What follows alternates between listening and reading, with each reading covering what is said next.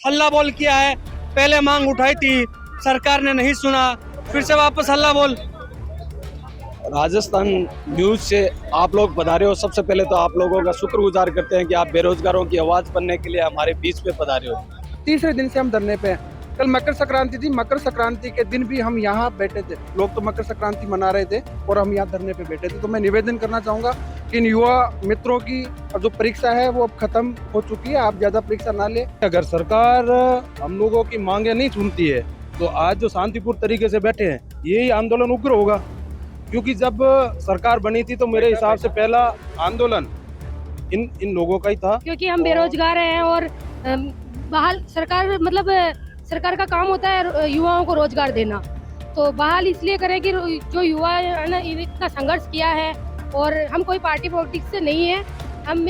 मैंने खुद ने 5 साल स्वच्छ भारत मिशन में काम किया था। वो तो मोदी जी का स्कीम थी ना, तो उसमें वो 5 साल पूरे हुए, उन्होंने हटा दिया। अभी हमें इस पे रखा और फिर हमें हटा रहे हैं, बार बार हमारा दिल तोड़ रहे हैं। क्या हम सरकार वोट कांग्रेस बीजेपी क्या होती है, बस सरकार सबकी होती है। कांग्रेस और बीजेपी के जाल में फंसकर युवाओं ने खुद के करियर पर एक दांव लगाया था, लेकिन कहीं ना कहीं राजस्थान में भाजपा की सरकार आने के बाद युवा अब अधर में आ गए हैं, क्योंकि कांग्रेस के राज में अस्थायी नौकरी तो नहीं मिली, लेकिन भाजपा की सरकार आते ही उस नौकरी पर क्वेश्चन मार्क लग गया और उसके बाद बड़ी संख्या में युवा खुद को बेरोजगार महसूस कर रहे हैं। और यही वजह है कि आज जयपुर के शहीद स्मारक पर फिर से युवाओं ने हल्ला बोला है। ये वो युवा है जो कि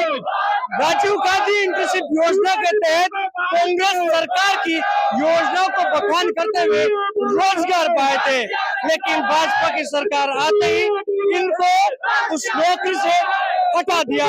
तस्वीरें दिखा देते हैं, शहीद स्मारक की तस्वीरें हैं जहाँ की बड़ी संख्या में युवा भाजपा की सरकार के खिलाफ नारेबाजी कर रहे हैं, सरकार को होश में लाने की बात कर रहे हैं। उसकी वजह भी है, इसमें खासतौर पर युवा भी है, युवतियां भी है। किस तरह से आज ये वापस हल्ला बोल किया है।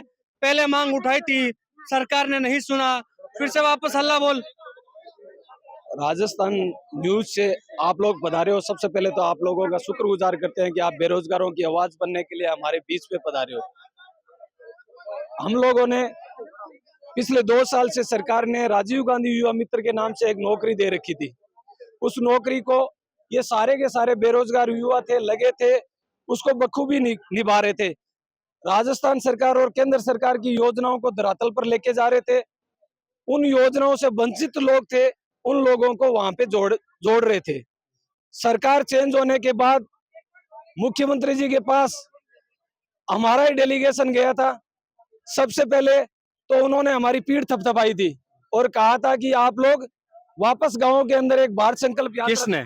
मुख्यमंत्री जी ने कहा था, भजनलाल जी ने कि आप लोग गांव में जाकर भारत संकल्प यात्रा जो चालू हो रही है उसके अंदर सारी योजनाओं को गांव गांव डाणी डाणी तक पहुंचाओ।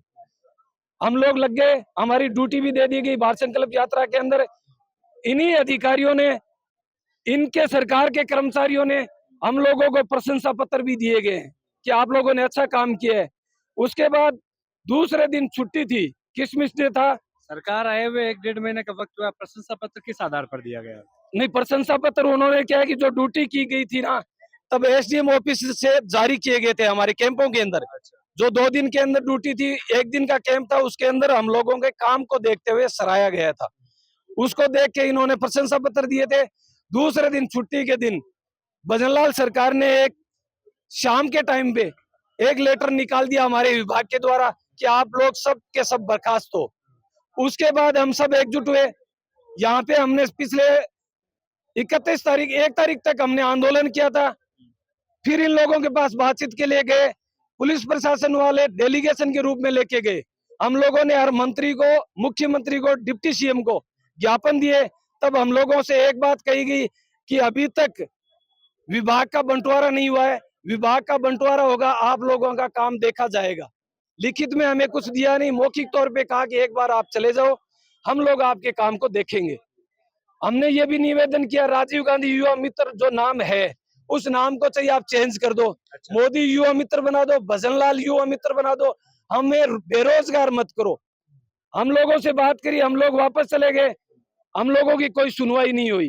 कोई प्रशासन का नुमाइंदा इतने दिन से धरने दे रहे हैं, एक साल नया साल लगा था, सरकार एक तरफ तो जश्न मना रही थी और हम बेरोजगार, हमारे परिवार वाले नया साल यहाँ काले दिवस के रूप में मना रहे थे, क्योंकि हम लोग बेरोजगार किए हुए थे, हम यहीं पे रहे।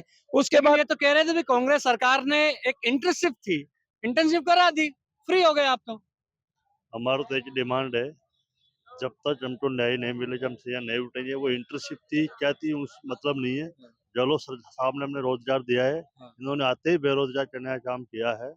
बीजेपी के 115 जो विधायक राजस्थान में हैं, सभी विधायकों ने पत्र भी लिखा है राज्य सरकार को, इसके बावजूद सरकार के अभी तक नींद नहीं उड़ रही है। बीजेपी के विधायक ने लेटर लिखा, ये बोल रहे हैं भजनलाल शर्मा ने तारीफ की, फिर हटाने की क्यों न बताई?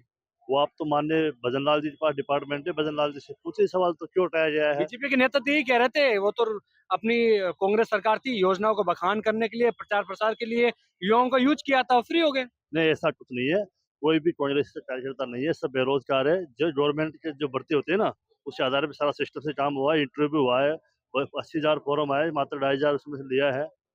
यही कह रहे हैं, ये बात का मैं आगे बढ़ाता हूँ।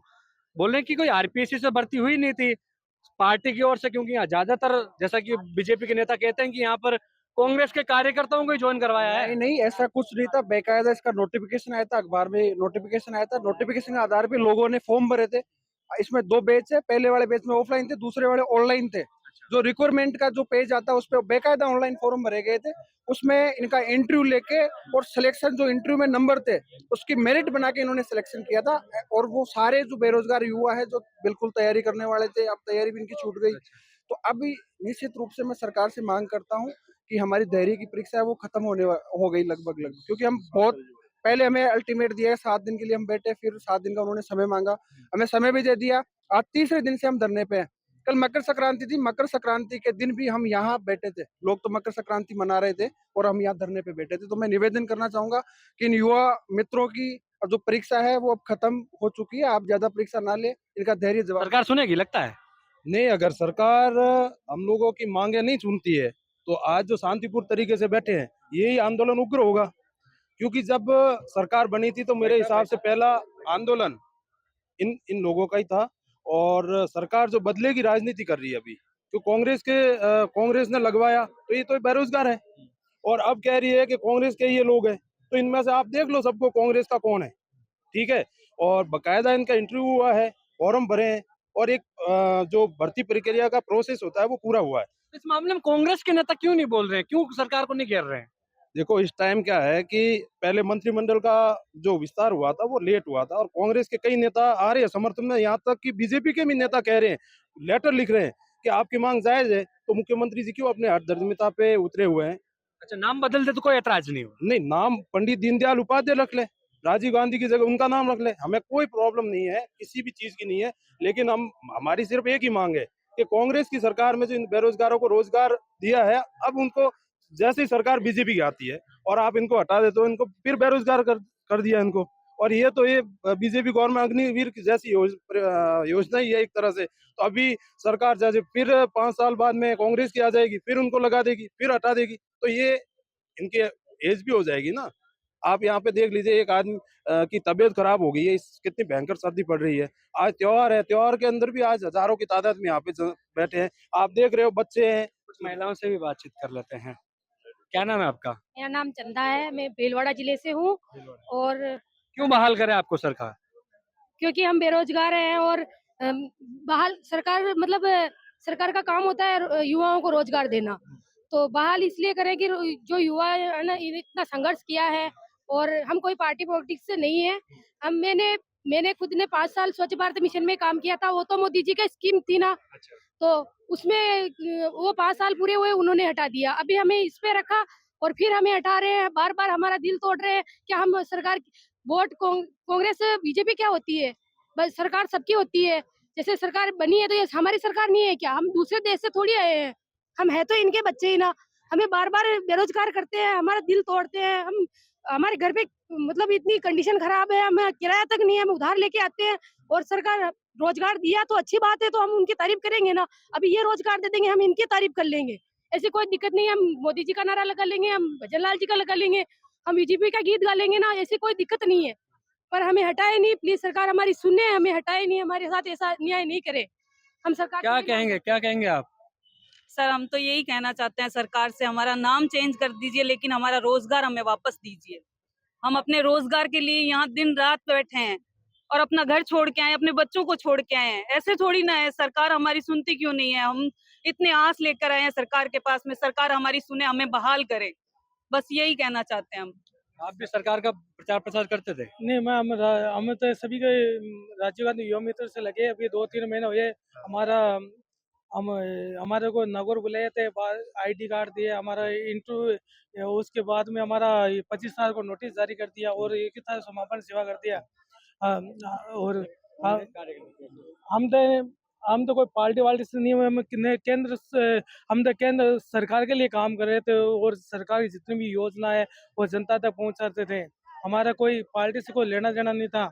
और हम तो आपका कोई और काम करने का कोई जरिया नहीं था, खाली यही था? ये था, हमारा कुछ जगह नहीं थी। हम रोजगार के लिए, और पहले तो विज्ञप्ति नोटिस निकला और उसके बाद में वो भर्ती निकली, उसे कितनी सैलरी मिलती थी आपको? हमें 17,500 रुपये मिली। उससे ही पूरा घर खर्च चल जाता? हाँ, उससे खर्चा चल रहा था। अब क्या जरिया है? अब कुछ भी नहीं है, अब बेरोजगार हम। आप कुछ कह रहे हो, क्या कह रहे हो? सरकार ये आरोप लगाती है बीजेपी के नेता बीजेपी से कि कांग्रेस कार्यकर्ता। आप बताइए कांग्रेस कार्यकर्ता कैसे हो सकते हैं? बेकायदा नोटिफिकेशन आता है अखबार में, राजस्थान पत्रिका में, दैनिक भास्कर में, उसमें फिर डेट होती है जितने दिन की, भाई 15-20 दिन की, इसमें अप्लाई किया गया, सांख्यिकी डिपार्टमेंट द्वारा ही नोटिफिकेशन निकाला गया। उसके बाद में फिर 1 महीने बाद में इंटरव्यू होता है। इंटरव्यू भी ऐसे नहीं होता कोई जो 3 पैनल बैठा था सर वहाँ पे, उसमें IAS थे, 2 RS। अब क्या क्या जानना चाहिए? अब यही किया जाना चाहिए था, इस इंटर्नशिप कार्यक्रम को वापस से बहाल करके इस कार्यक्रम को हटा के इसमें सुविधा में डाले, क्योंकि युवाओं ने 2 साल काम किया ना, इसमें BEd STC कर रखी है। जो 2 साल में BEd STC की जितनी भी वैकेंसियां निकली है वो काम नहीं कर पाए। अगर सरकार का, मैं संयुक्त कहना चाहूंगा कि एक तस्वीर दिखाइए पहले। देखिए, मैं जब शुरुआत में ओपनिंग कर रहा था तब मैंने ये बात कही थी, भाजपा और कांग्रेस के जाल में ये युवा फंसे हैं। किस तरह से फंसे हैं ये देख रहे हैं।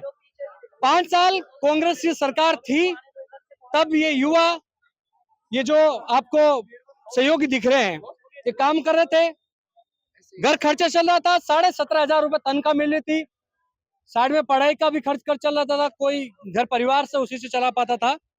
लेकिन सत्ता में भाजपा आई और इनको बेदखल कर दिया। बहाल करने की मांग कर रहे हैं लेकिन लग नहीं रहा है, क्योंकि भाजपा के ये नेता कहते हैं कि ये कांग्रेस की एक इंटर्नशिप योजना थी जिसमें युवाओं को काम करना था, उनका जितना उपयोग करना था कांग्रेस ने कर लिया, खत्म हुई कहानी। आज भाजपा की सरकार आई है, अब कांग्रेस के नेता कह रहे हैं क्या पता भाजपा की ये सरकार ऐसी कोई इंटर्नशिप योजना लेकर आए, 5 साल युवाओं को रोजगार दे, उनकी योजनाओं का प्रचार प्रसार कराए, फिर आने वाली सरकार फिर से इनको बेरोजगार कर दे। लेकिन कहीं ना कहीं सरकार को इस पर सोचना होगा। इन जो हजारों युवाओं को बेरोजगार किया है, इनकी रोजी रोटी का सवाल है, इनके परिवार का सवाल है, इनके घर खर्च का सवाल है, किस तरह से ये अपना खर्च चला रहे हैं ये यही जानते हैं। आप और हम इसका बखान कर सकते हैं लेकिन इनका दर्द नहीं जान सकते हैं। इस दर्द को सहन करने की जरूरत है। ऐसे में सरकार को पार्टी लाइन से हटकर इन युवाओं को लेकर सोचना होगा, ताकि आने वाले 5 साल इन युवाओं के हितों को लेकर, इनके भविष्य को लेकर साकार बने। इसको लेकर सरकार को कहीं कड़ा फैसला लेना होगा। कैमरा सहयोगी मनोज के साथ विशाल शर्मा, जयपुर, राजस्थान तक।